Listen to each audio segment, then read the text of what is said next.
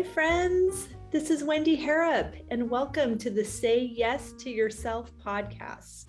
On the Say Yes to Yourself podcast, you'll hear stories from women just like us who are adding the practice of saying yes in their daily lives in big and small ways, and as a result, are experiencing the truth that everybody wins when you say yes to yourself. Saying yes to yourself is a graceful unfolding, an intentional becoming of the very best version of you. It is my hope that in these conversations, we are able to find our truth and be inspired and empowered to live our very best lives. I'm so excited to go on this journey with you, and I look forward to finding a bit of our own story in each other's.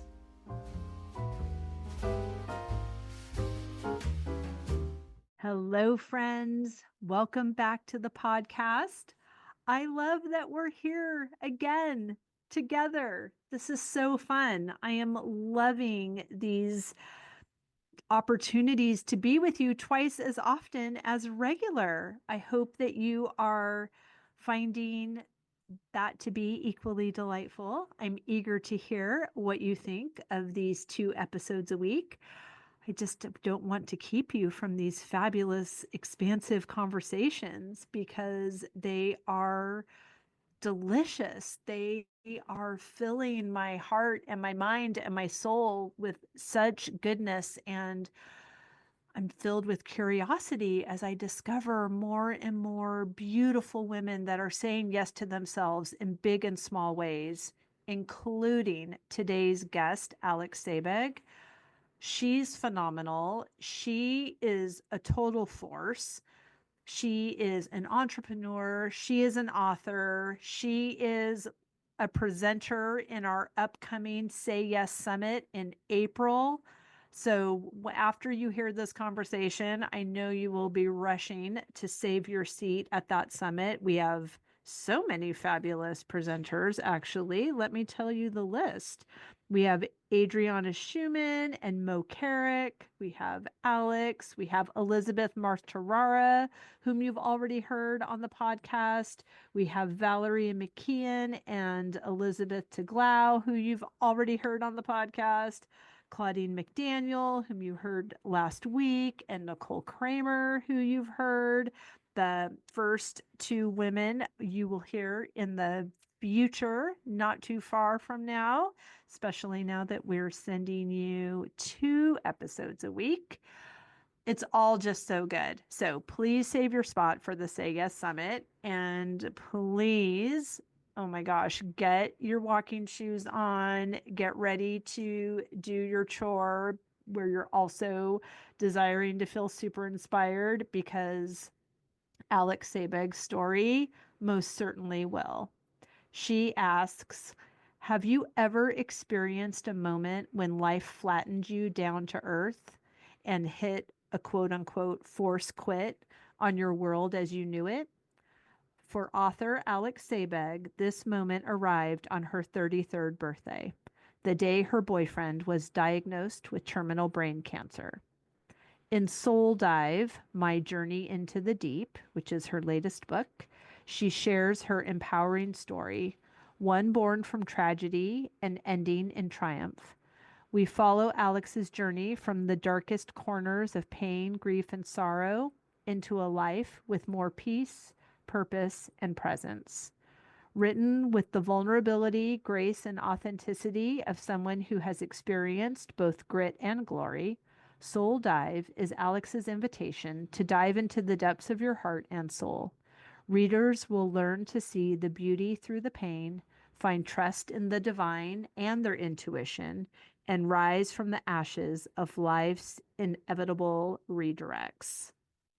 Did I tell you? You are going to love this conversation with my friend Alex Sabbag.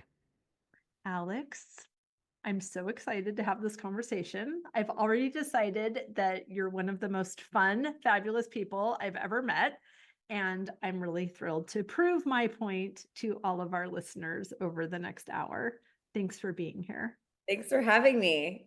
No pressure, just fun and fabulous here on a Thursday afternoon. you know, and you are my 5th interview of the day, which is so fun. I have grown to, well, I'm not going to say I didn't have to change this. I only do podcast interviews on Thursdays because of my busy schedule with the farm and the bed and breakfast and fun culinary adventures to France and all those good things. But I love that I know that on Thursdays, I am going to be engrossed in fabulous, expansive conversation with fabulous women that are up to amazing good things. And our through line is yes. It's just such a beautiful way to spend the day. So I am glad that I am ending it with you. Yeah, thank you. I think I need to upgrade my Thursdays. Right? They're Awesome. so good. Totally. Well, it's great to be here. So thank you. My pleasure. And let's just start with the question that I ask all of my guests, and that is, how are you saying yes to yourself in this season? That's a great question. I've hit a little bit of a wall Mm, in the burnout realm. say more. I've met her before. It's not pleasant. Even though I think a lot of us know better. I definitely know better. I teach people, consistently, whether it's through yoga or my speaking or the book or whatever, to take care of yourself and say yes to yourself and pre-serve, like this. When you break down the word preserve, it is pre-serve yourself. Mm, And I think sometimes we just, we go with opportunity, which I very much have been. I've been on a book tour. I've been riding this wave of momentum, of which when you are an entrepreneur of one, or a solopreneur, as I say, you kind of have to do in a way, like just to keep growing and thriving. And I don't do anything out of obligation. It was a choice. And I got back to, I'm in Palm Desert right now. So my yoga studio is in Palm Desert for anybody that's in the SoCal area. I got here 10 days ago. It was not this past Sunday, the one before. And I took me like a couple days to drop into the space. mm, Like, I'm here, I'm alone. I don't have any, nothing is on my calendar except for eating, sleeping, working, and restoring myself.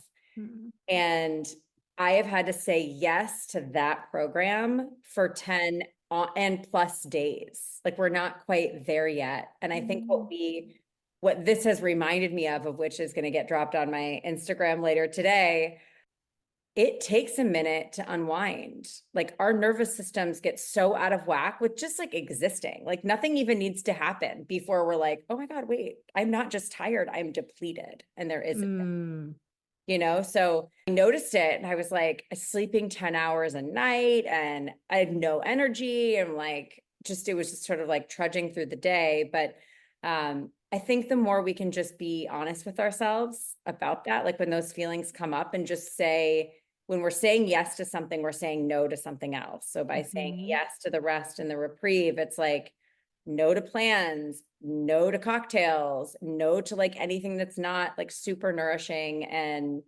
fulfilling, got a right. massage, body work and all of that stuff. It's just been super. So that's kind of where I'm at right now. I'm still in the season of rest, but I am going out to dinner tonight. So I think a little Okay, bit good. out of the hibernation, just Right. Well, it's so fascinating. We were talking before we hit record about seasons, and you relocated from Chicago to California, and I started in California and moved to Massachusetts. So I'm experiencing life in seasons of nature right now. You're experiencing it's either sunny or it's raining. Those are the only two seasons, right? And additionally, we need, there's a time for planting and a time for growing and a time for harvesting and a time for resting. And I know that, and I do not practice that with any regularity. I'm being careful with my words right now because I do practice that, and I'm needing to enhance my practice actually. yeah. I think that's a good lesson for all of us. And I will say, I've done a lot of sitting with just like the concept of chaos. And I've been an entrepreneur since I was 25. So this is like, it's sort of all I know is to be in this like Yeah.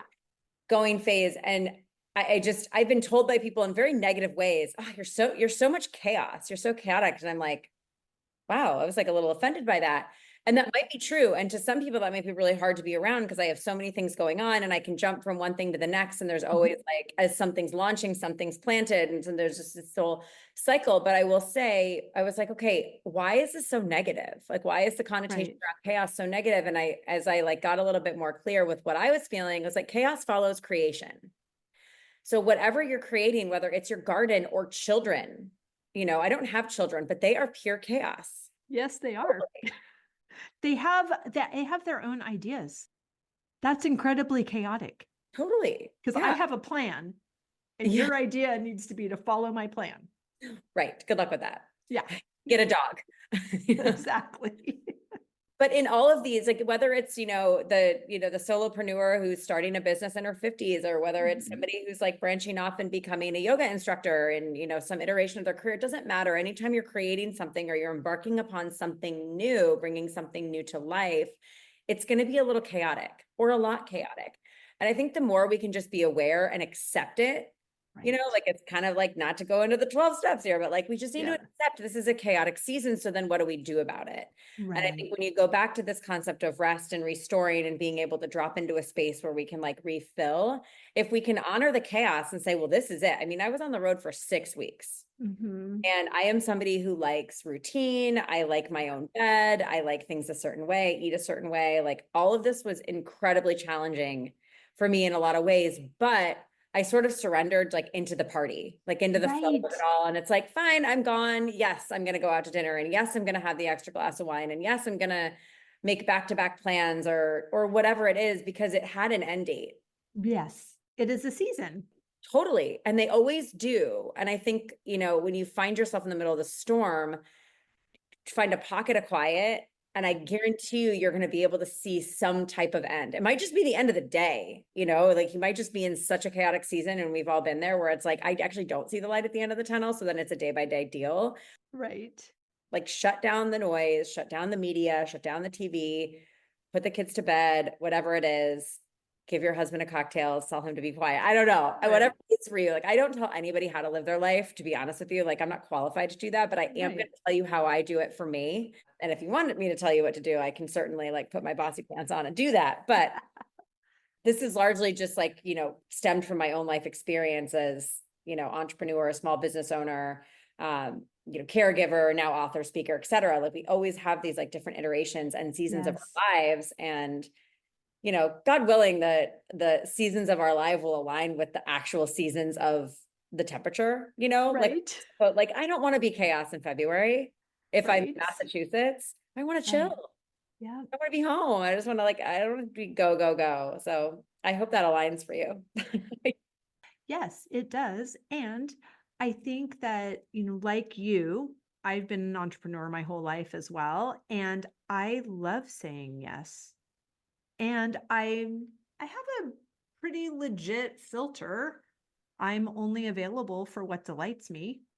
So all the things I say yes to are amazing and fabulous.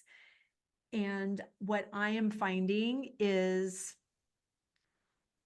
it's not necessarily that I need to take things off my plate or off my calendar or off my agenda, because they're all amazing, wonderful things that I desire. What I need is to bring in support, and I need to ask for and receive help. So that I can keep doing the amazing, fabulous things that I am here to do, meant to do, equipped to do. And there are many elements of life as an entrepreneur that don't have to be done by me. Yeah, let's just pause there for a second. Let's. Yes. I think sometimes when, whether it's an entrepreneur or you're the CEO of your household, because I do deeply respect that as work. Yeah, it takes all day long. So yes. Yeah, it totally does. I think one of the things that has come up for me is dropping into that state of rest feels so out of reach because of my mindset. Mm. And if my mind is not aligned in, like literally my head screwed on straight. Did I sleep well? Did I eat Yep. well? Did I move my body? Did I do my journaling? Or did I Hmm. do the things that fill me up and restore? Because when we don't, we start to we fall Right. out. And it really is the consistent practice also going in my Hmm. newsletter today, of repetition, Yeah. habits, whatever you want to call it. It's, down to like your wardrobe being a capsule that you always know what to wear and it always looks good. You know what I mean? Like we don't need Right. any choices, but it is stacking these things one on another. So we're kind of prepared. So when the chaos hits, it's not this. We just sort of ride it in a bit more of a Right. gentle way because we're already rooted in the practice or the program. And again, whatever Absolutely. that practice is for you. I mean, not everybody loves yoga. I don't get that, but that's the fact. There's many, many different kinds and styles. You can walk and it's considered a meditation. You can sit in stillness. Hello, that's yoga. Whatever it is, boxing, if you really like the intensity, just figure out what works and then do it Mhm. and then repeat it. Yes, absolutely. I would say that my morning practice, which is going on 3 years, my commitment to myself is real. And Mm. I do not miss my 4:45 get up, journal, read, meditate, and what else do I do? One more thing. Pray, move my body. Yes. Yeah. So I love that. And when there is, if I've had a dinner party and I'm doing dishes until 2 in the morning, I decide before I go to bed that I'm not getting up at 4:45.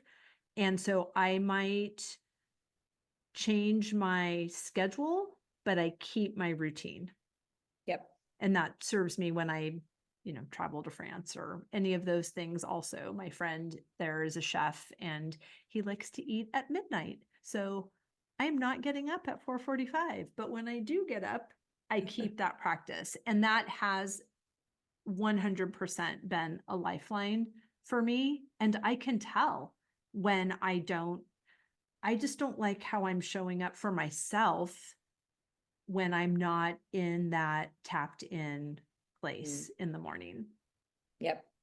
Yep. I think the other thing I'll say about the routine and the mindset Yes. is when we start to fall out, the places that we sometimes go to are those places of fear and scarcity Mm. and lack, which are all very normal and are Mhm. experienced by, I mean, me on a regular basis. I can fully admit that. But when we slip into that mindset a little bit, it's very hard to close the laptop because we Mhm. wonder where the next check is coming from or where the Right. next thing or where the next deal or the interview or whatever it is that you're building, Right. whether it's like, it can get this, like, translates to all parts of your life. But when you're Totally. feeling like it's all going to fall apart, if you're not Mhm. furiously doing it all, um, it's not sustainable. Right. Then you become like 24-hour billing and it's like, well, there needs to be more done than what the 24 hours in a day allows one person to do. And so, Right. back to your point of delegation and what's actually a priority or what is somebody pushing on me that actually isn't mine to do or carry, that like Mhm. the power of discernment as things start to come into your orbit and it's like, not mine, that's yours. Actually, I'm going to Right. keep that over there. Or yeah, this is mine. I'm going to take it. I'm going to own it and run with this. So Yeah. exercising that power of choice is, I think, a very, very powerful place, a very powerful pathway to real freedom. Absolutely. And we can implement that and change that about us at any point. It certainly takes practice and a lot of intention, but I've likened it with my friends to when we're at baggage claim, you don't take a bag that doesn't belong to you. And so often in our interactions with people, they are trying to give us something that is not ours to pick up. And Can we just make one exception to that rule? If you're coming yes. to France and you're pretty sure that there's a few Hermes scarves, maybe a little Birkin in that bag, no, No, I'm not that's going to take it. mistake. Right. Right. No, Right. We will not miss out on what's meant for us. We know that's that. so true. Exactly. Right. But we can always, it's one of the code words that I have with this fabulous group of women that I've been friends with since I started this personal development work is, that bag does not have your name on it. And when, even if it's your husband that's handing it to you, or your kids, or your coworkers, or your mom, or whomever, just really having discernment and caring about your own experience and intentionally taking ownership of that, even if it might offend somebody or it's outside of the way you used to do things. Yeah, people pleasing is out. And it's trauma response. Yeah, it's true. So that does not serve us at all. Yeah. How have you ousted people pleasing? It was never really in my DNA until you say it's a trauma response. And now I'm going to tell you, my story a little bit. Yeah, please. I lived in Chicago for 18 years. I owned a PR company. I had a great life. Like nothing was wrong with it. It was fun and fabulous, exactly how you described. Yeah. And I met somebody and we had a very fast and furious relationship. And on my 33rd birthday, he was diagnosed with terminal brain cancer. And so this is the anchor story of my book, Soul Dive, which is my memoir. And going through an experience like that, first of all, triggers your fight or flight like none other, sitting in the room, like when this news is coming forward, and just like absorbing it with him, but differently. I put my career on ice and I became his primary caregiver. And in that moment, I stopped serving me and I started serving him and his disease, whether he asked me to or not, which he didn't. It was just sort of it was like, oh, of course I'm going to do this. I love you more than anything on earth. Like it was a very natural reaction. And I think in the aftermath of all of that, I took care of him for 6 months before he went back to live with his family. My world all fell apart. And so kind of everything I knew about myself, my environment, my career, my interests, my friend groups, I mean, you name it, started to burn away. And it didn't burn overnight. It just, things started to slip. And what I did was start to grasp and hang on because I wasn't ready to let go. I definitely wasn't ready to let go of him. I wasn't ready to let go. And he proposed the next day. So, it's like finally this fairy tale of being able to get married and have a family was like available, but not, because it just was. And so I think when you go through something and you're kind of shattered in a million pieces and you don't know who you are and you're not really rooted in anything. I was not at that point rooted in anything. Right.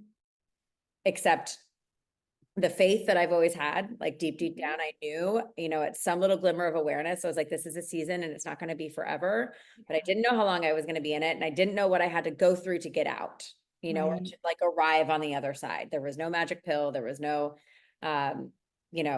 special treatment. It was like, you're just in the thick of it. Right. It was years of chaos and probably from an onlooker total train wreck, of me trying to like navigate the situation. But I think as you go through that and like all the chips are on the table / your soul is like shattered into a million pieces and it's up to you to do the work to put it together, things like people pleasing can seep in. You're like, oh my God, so much just got taken away from me. I don't want to lose this too. Right. And what we kind of forget is like, if it's on fire, let it go. Yeah. If there is a dumpster fire of your life happening, why are you running back into it? Like you may be the noble person running into a burning building to save Lassie or something, but like, that is very different. Yes. If it's supposed to go, let it, because the only thing your grip is doing is delaying the process. It's going to go. And it's like, can you just get right with the awareness and the acceptance that that piece needs to die? It needs to burn to make room for the bounty. Yeah. Wow. That's really powerful. And thank you. Thank you for your generosity and for sharing that here, but also obviously in your book, and how beautifully profound it is to know, and in practice, that to get to the bounty, it has to burn. Yeah, it's never easy. And I think we have a choice. In fact, I know we have a choice because I was faced with the choice. The book this is the book. So I keep referencing this, called Soul Dive. Beautiful. When I was living in Chicago, like the sort of former phase of my life, everything was just very nice and even. Sure, I would date, I would have breakups, I would do this or I would do that. I'd get a client, lose a client, whatever, like very normal, sort of like up and down. But when we kind of get into these situations where, I kind of like felt like I was supposed to leave Chicago, but I'd always get pulled back in. And then I kind of felt like something else would happen over here, but it was easier to stay or whatever it was. It's called complacency. Mm-hmm. And it is a very scary place to arrive. And it's a universal condition. We have all arrived in this space and time at some point, and we've all overstayed in a certain situation because we're wired for life. We don't like death. We Right. avoid it. We put anything we have on life support so that we don't have to let it die. And this was my life. And I think there were like little whispers here. And I believe in angels. I am spoken to by angels. Sometimes it's very subtle. And then I pray for something a little bit more obvious. Yes. You know? Signing your sign, please. Yeah, Yes. totally. But what happened with me, I think, was no accident. I think I very much pushed a lot of those, those intuitive knowings aside. And then boom, I'm hit with a 2x4. I mean, the very first chapter of my book is the 2x4 moment. And it is the moment where you wake up one way and you go to bed another. And this is part of the human experience. And nobody, I don't care how old you are, your race, your income, where you live, you are not absolved from this. Right. And nobody is immune to these big life events coming, but it is sort of how we walk through them and then arrive in the other side. And that's really where choice becomes very powerful. We can choose to ignore. Mm-hmm. And by doing that, you're ultimately signing up for the really big wake up. Nobody wants that. Right. I mean, I don't ever want that to happen again. And I'm like, okay. And when it comes, like when you're directed and kind of led down a certain path, can you choose to go there, even if it's uncomfortable, even if it's not your program, it's not what you thought you were going to be doing right now. And I can surely tell you the last 4.5 years in California were not what I signed up for. None of it. And we can get to that later. Yeah, But say more. it's a really powerful thing when you can say like, okay, I hear it and I don't like it, but I'm going to trust it. Yeah. I'm going to go with it. Yeah. And that's really where, we kind of come back to the central question of what are you rooted in? And if you are rooted in faith and you are rooted, I'm a God girl and I make no Same. secret about that. Like when you are rooted in that relationship, Yes. then you have something to fall back on. When you're not, and you're like putting your crystals out under the full moon, which by the way, go ahead, but it's not going to save you. That's not it. That's not the answer. So all of that comes down to very, very simple questions. Right. And I want to talk about that, but I also want to mention, you said you're reaching out. I'm also a God girl, and, the crystals under the moonlight, if that's how you hear from God, more power to you. And I think that leaning into that intuition, leaning into that guidance, and you mentioned not liking what we hear. I have found, and I would love to hear more about what you meant by that, because, sometimes it's not that we are out of alignment with that, but there's some practice, or the next move is requiring a ton of courage that feels somehow more uncomfortable than this staying where I am in absolute discomfort as well, but it's complacency. So I've told myself that this is as good as it gets, and doing that courageous thing, even though it's the ladder out of this hole that I'm in, feels maybe too high of a price. I think, we have to trust that the good needs to move out of the way for the great. And, Yes. it does, I'm with you, but I'm a risk taker. Totally. So I have been a risk taker my entire life. Yes. I don't, failure. Oh, great. Fine. Bring it on. Right. Next. Exactly. But it's like, I don't want to get to the end and be like, man, I really should have.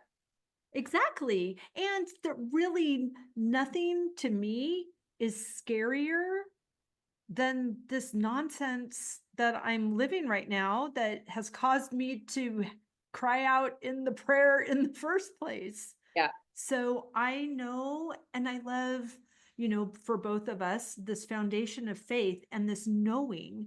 I know that I know that I know that God loves me and he is not mean. So anything that he is calling me to, drawing me toward, even if that's, having a courageous conversation that ends my marriage, having the making choices that seem scary and really risky to onlookers, to me, I don't know any other way Yeah.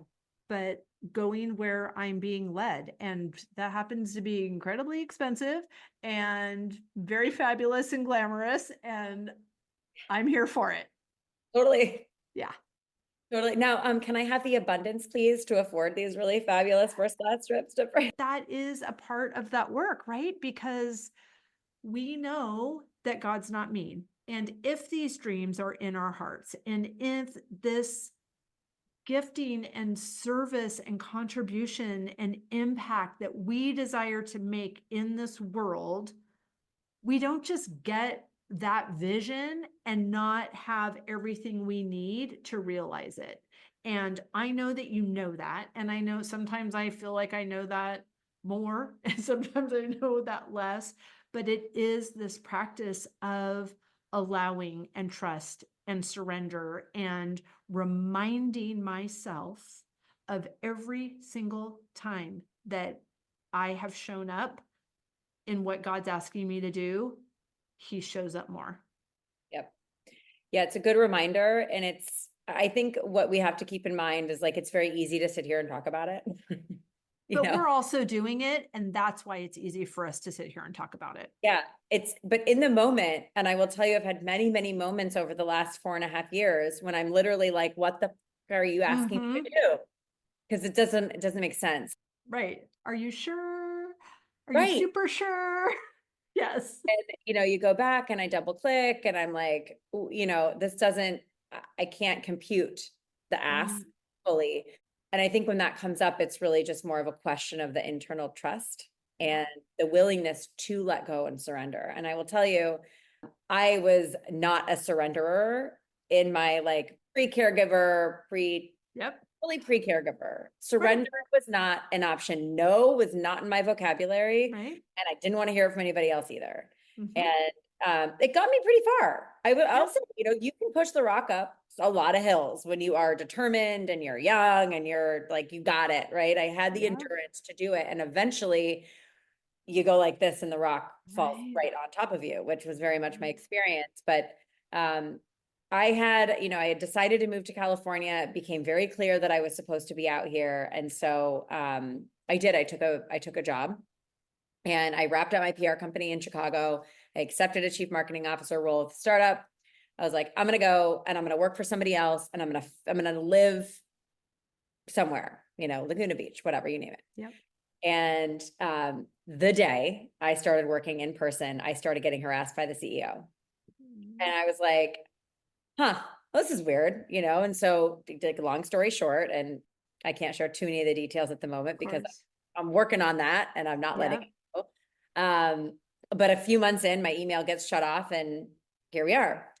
I was like, but I'm still supposed to be here. And I don't know why, and I don't know what I'm supposed to do. So I listed my house in Chicago, first person that walked in, bought it, and immediately get connected to another startup and start working remote. Fine. I make the move. I ultimately find this really adorable place in Solana Beach in North County, San Diego, which is where I live, even though I'm in the desert right now.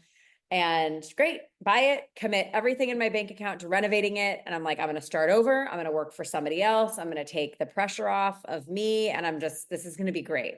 Little cash equity plan. I got it all figured out. 1 month. We're so good at that. I'm super good at having it all figured out too. Yeah. Totally. Like, this Go on. I inked it. My signature's here. Where's yours? That's right. 1 month after all of that, I get fired from my position. And on the very day that I get fired, a lease gets sent to my inbox. Hey, you should look at this. Well, that lease ultimately became what is now Soul Dive Yoga, which is in Palm Desert. Why I was moved to buy this beach house in San Diego and then literally demanded by God to open a yoga studio in the desert did not make sense in the moment and took years to kind of figure out, what is the meaning behind all of this. But the best thing I did, and I can say this and I can pat myself on the back, is I surrendered. I had no choice. the beach house was mine. You can't just turn around and sell a piece of property like that. It was already ripped up, Right. construction. And the yoga studio had to be mine too, because that was the divine intervention. And I felt that and I knew it. And I was like, all right. And I can't tell you how many times my bank account said zero, literally zero. And I'm like, I don't know what I'm going to do tomorrow, how I'm going to pay for something, what's going to happen. There was just sort of this trust there, and something would drop in. Right. I'm sorry that I'm smiling and not going, oh my gosh, that's terrible. I'm like so excited. I'm so Yeah. excited because those are the ingredients when it's too big for us to fix on our own. God has to show up. And like you said, like, here's my signature. Where's Yeah. yours? I'm doing everything that I feel led. And you're the one that taught me to listen to you this way. I'm listening to you this way. And now I'm in this situation. And at the time of this recording, am currently like in this two property coming at the same time available and a similar bank account situation. And I know that everything is happening for me and everything always works out for me, and that I am not led to desirable things just so that I can look at them and not have them. That's not how God works.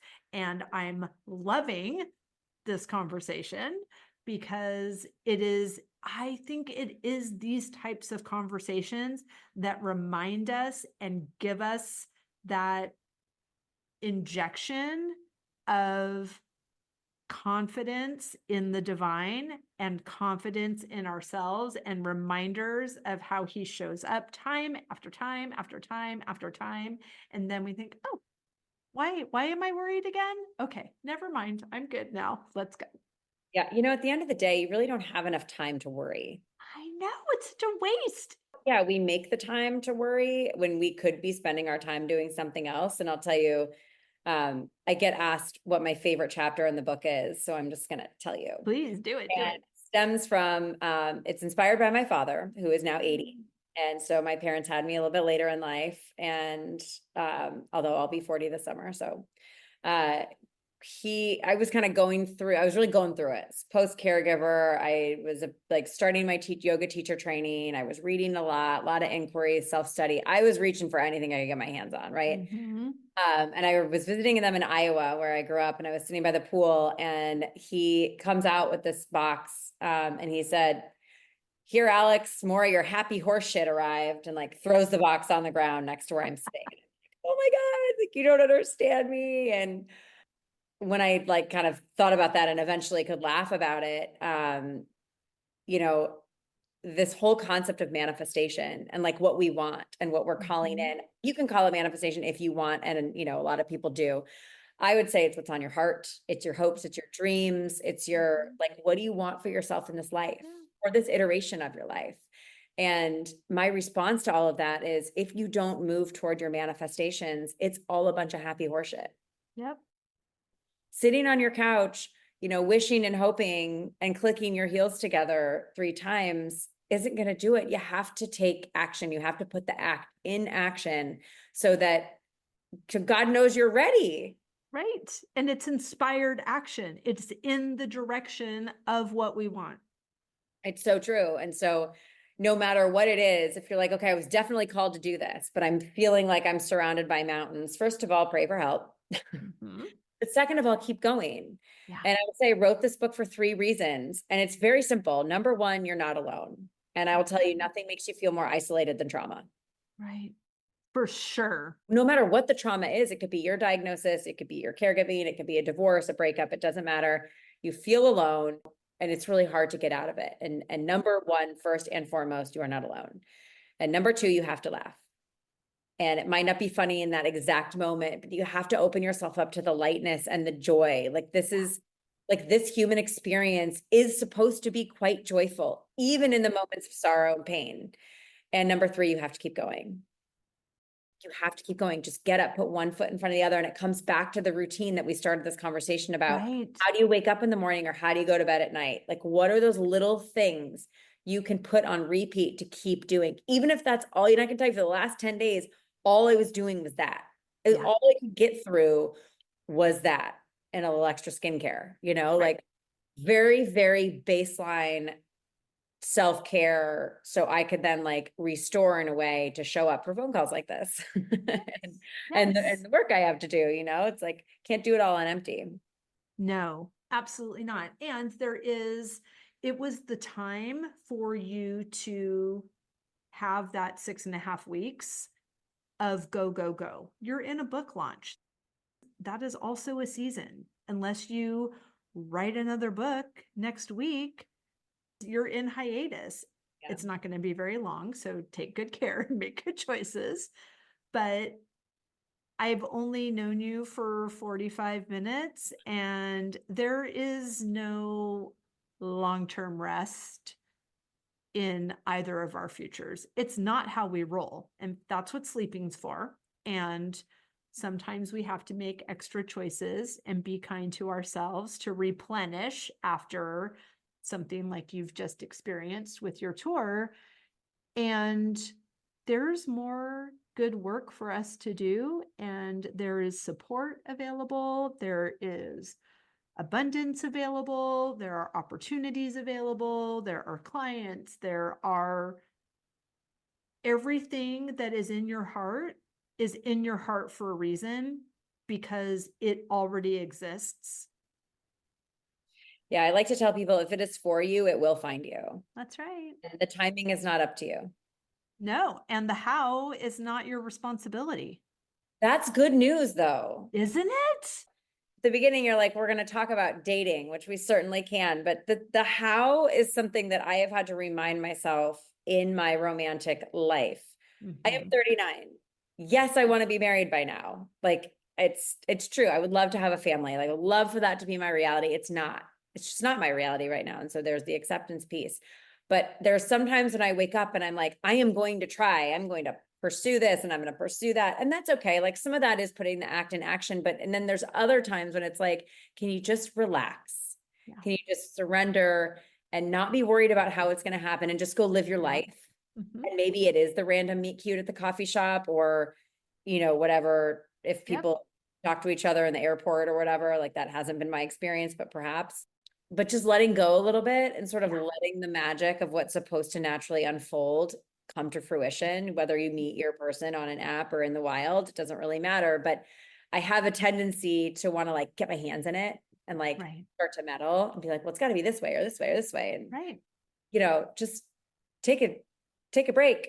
Right. And it's because we're full of good ideas. So Right. when things are not happening as quickly as we need them to or want them to, we want to give God more information. And let me just nudge it over here. But again, with the conversations like this, bring my heart to a place of remembrance of every other time I've been cared for and been seen and heard and known and loved by God.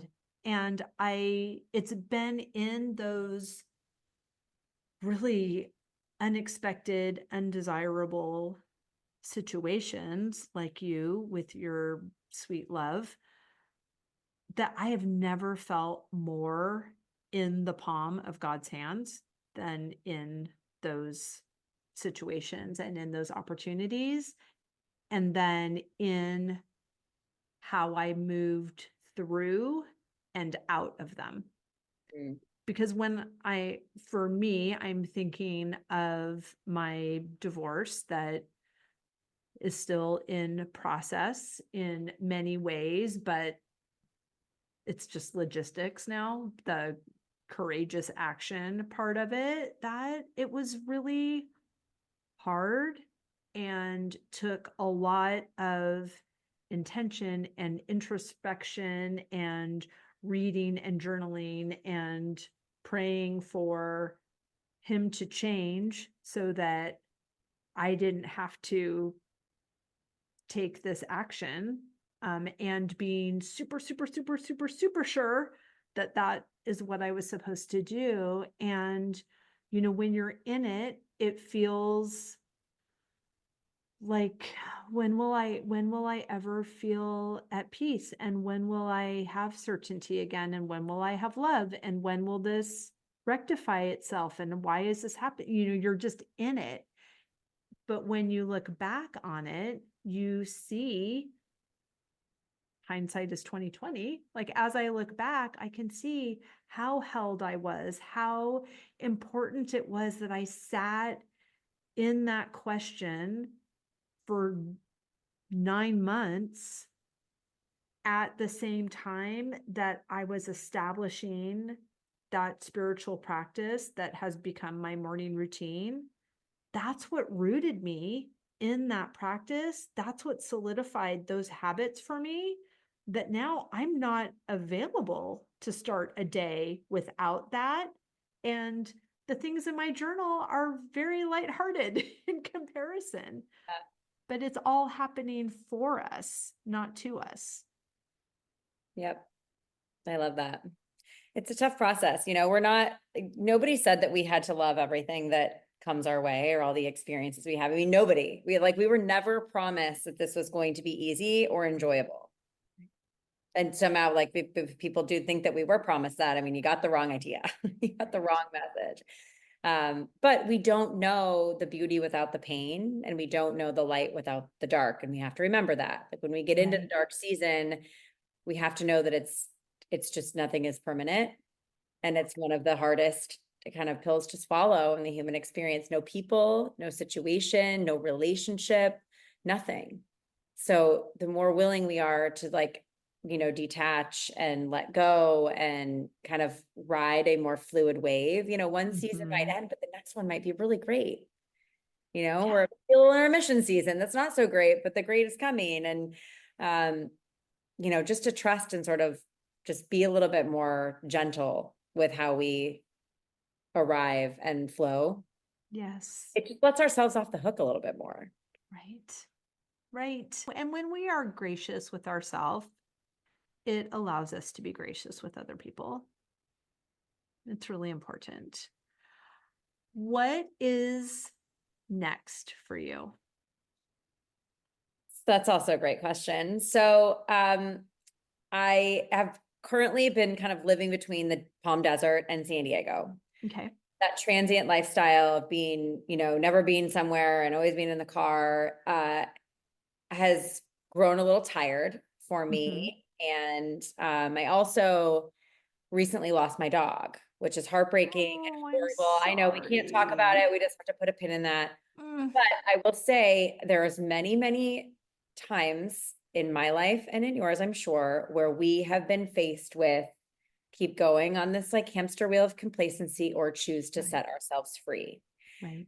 And I don't take that choice lightly. It is a deep responsibility that we are faced with at many, many iterations of our life. I was faced with it when I was caregiving. I was faced with it with the dog. I've been faced with it in other situations as well. Those just happen to be the two heaviest. But given that my, space and time is quite free at the moment, I am just considering where I want to be. Like, where do I want to be? What really fills me up? And I'll tell you, what we have so much in common is France. I am obsessed with France. I took French from age 5 on. It is buried somewhere in my subconscious. And if I drink too much or dream, it comes up in French. Oh, that's really interesting. But it's not here. But dreaming in French is one of the pivot marks for people that are learning the language. That's one of the markers, is you've got this, is when you dream in French. Let's go. So I am exploring and about 99% certain that I'll be hosting a retreat in the south of France next September through, my own, but through Soul Dive Yoga, which of course anybody can attend. And so then I was just sort of like, well, why don't I just go there for 3 months until they kick me out? Yep. And that's sort of where, my heart has been very open. And obviously this is very candid in a public conversation. So I don't know if I'm supposed to move back to Chicago or if I'm just supposed to flip over to Europe and actually live where I feel most at home, which I very, very much do. I think as a rule, we're supposed to live where we feel most at home. Yeah. I think that's a great role. I also feel very at home in Chicago though. So it's like, Oh, you don't have to pick one. You just have to live where you feel most at home. yeah, So, and you'll know when another place feels more like home, and that's when yeah, you go live there. right. I can tell you that the second book is already in the works. Good job. There is something coming there. And as far as, you know, professionally, I'm a public speaker and travel and communicate and connect with people all over the country, hopefully all over the world. You know, if I relocate to Europe, then we got to take it on the road. But yeah, I mean, romantically, personally, there's nothing keeping me here. Right. So, you know, And what about the studio? the studio is lovely. I have an amazing team. I have a beautiful Fantastic. manager who has the strongest faith of any woman I've ever met. I could not do this without her. In fact, I was having a meltdown and I was on the phone with her and I'm like, where did I go wrong? You know, just some things were like exceptionally challenging. And I was like, was I rebellious by doing this? And she's like, no, you were obedient. Yeah. And that concept of obedience also is like real Mm. tough to like swallow sometimes. But I have the right people and the right support system around me, you know, that has enabled this like exponential growth. You know, 1 year ago today, I was at a retreat in Santa Fe with a bunch of women, all self-made, incredible doers, entrepreneurs, but also not one word of my book was written. Mm. One. Like that didn't even start for me until like December. Wow. And I can tell you, I happen to move on very quick timelines. When I sort of drop into this, like, this is what's supposed to be happening for me, it goes. Like, buckle up, it goes. But until I get into that like space or in that portal, I'm a little like, I'm looking over here, I'm looking over, I'm just listening. Yeah. That's kind of where I'm at right now. Yeah. So hopefully the dating life in France will be a little bit more spicy than the dating life has been in the US, but Right. Well, maybe that whole meeting the guy at the airport will be your jam. totally. That's amazing. Oh my gosh. Okay. I could talk to you all day long. I know. I hope we are sitting on the airplane next to each other at some point. We'll plan our To trip France. together. Yes. So fun. I always need a yoga instructor at my retreat. So this is amazing. Okay, let's go. Fantastic. Until then, tell everybody where they can find and follow you and get their hands on the book. Yeah, amazing. You can find me at soulfulalchemist.com or on Instagram. It's my name at Alex Sabbag, and Soul Dive, My Journey into the Deep, is available on Amazon. And I do have it in about 4 retailers nationwide. So all the details are on my website and through my Instagram. And of course, Soul Dive Yoga, which is located in Palm Desert. You can find them on Instagram and the internet as well. Fantastic. We will link everything down in the show notes. But thank you so much for your time, Alex. I loved getting to know you better, and having this conversation was such a beautiful reminder of all the times that I've been protected and guided and delivered to the next fabulous yes. And I am inspired in my own journey. So thank you. Oh, thank you, Wendy. Have a beautiful day. See you soon. Yes.